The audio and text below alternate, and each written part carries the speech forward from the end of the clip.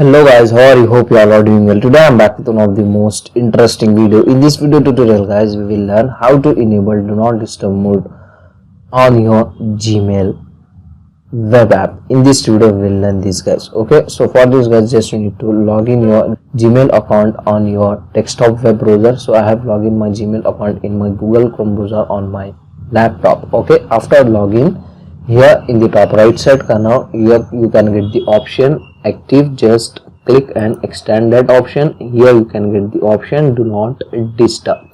So if you are doing any important work on your Gmail, so at that time you don't want to get any type of notification emails on your Gmail, so at that time you can use this feature. So just click on do not disturb like this, and here it will ask you to select the type as per your choice. So this is the very useful feature added in the Gmail app to enable the do not disturb mode.